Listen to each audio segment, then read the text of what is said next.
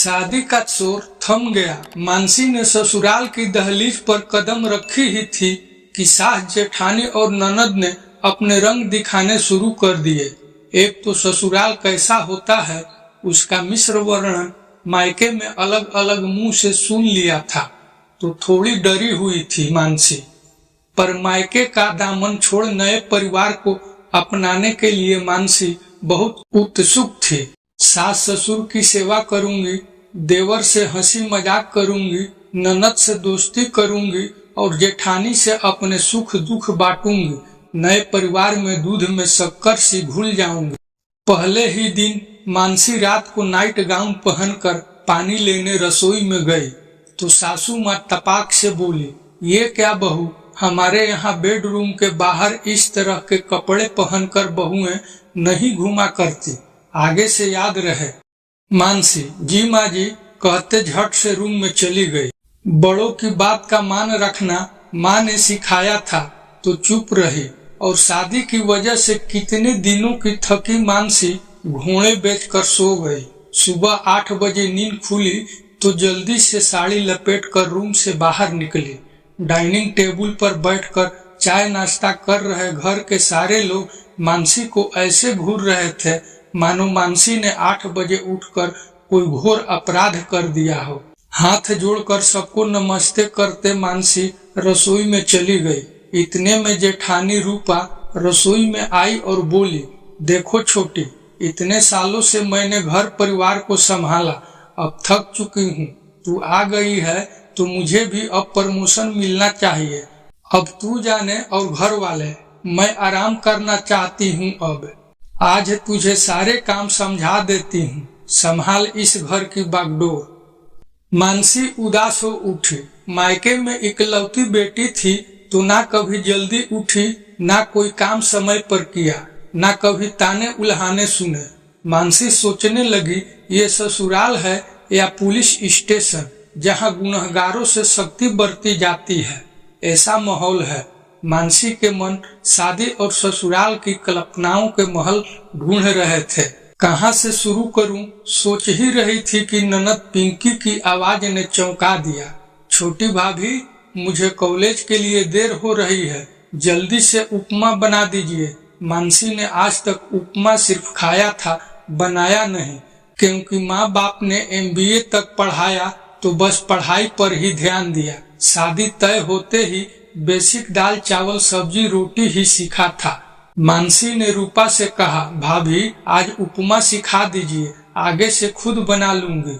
उस पर रूपा ने पूरे घर के सामने मानसी का मजाक बना दिया, ये लो, महारानी को उपमा बनाना भी नहीं आता है। भगवान, मेरे नसीब में तो आराम लिखा ही नहीं।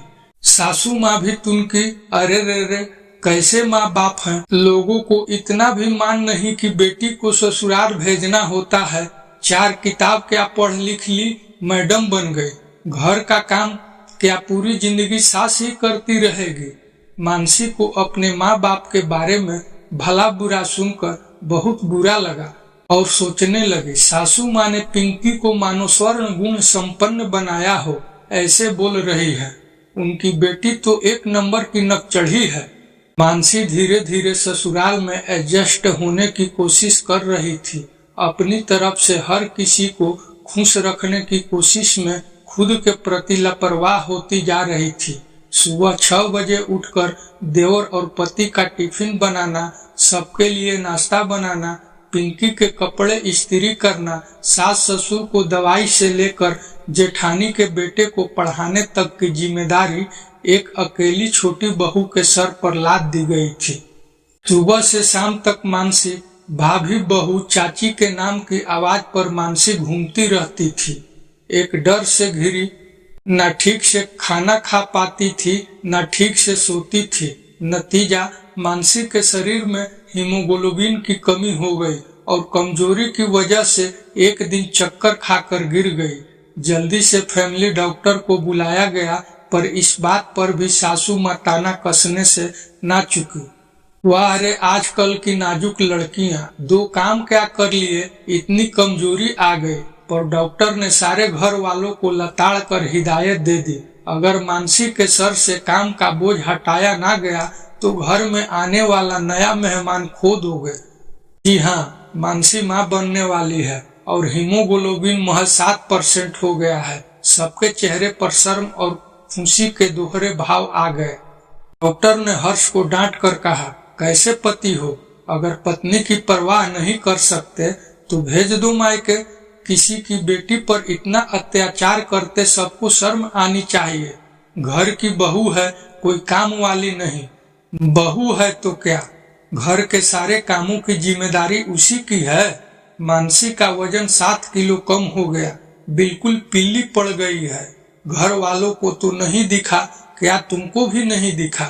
मानसी को बेड रेस्ट की जरूरत है। अब से सब लोग अपना अपना काम खुद करने की आदत डाल लो। मानसी के पति ने अब सख्त शब्दों में अपने घर वालों से कह दिया, मानसी अब घर का कोई काम नहीं करेगी। सब लोग अपना काम खुद करो और घर के काम के लिए 2 नौकर रखो। मेरी पत्नी इस घर की बहू है, कोई नौकर नहीं। इस पर मानसी की जेठानी ने बोला, वाह देवर जी, पिछले इतने सालों से मैं नौकर बनकर इस घर को संभाल रही हूँ, तब तो कभी आपने नहीं कहा कि घर के कामों के लिए नौकर रखो। आज अपनी पत्नी के लिए तुरंत आवाज उठा दी। जिस हालत में मानसी आज है, इस हालत में कुछ साल पहले मैं भी थी, लेकिन तब तो किसी ने इस बारे में नहीं सोचा और मैंने ऐसे अपनी जिंदगी कष्ट के साथ गुजारी।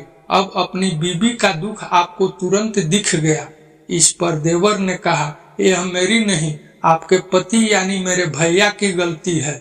वह अपनी पत्नी के लिए कभी खड़े नहीं हो पाए और ना ही आवाज उठा पाए, लेकिन मैं अपने भाई जैसा बेवकूफ नहीं हूँ कि अपने घर वालों के लिए अपनी पत्नी को झोंक दूं।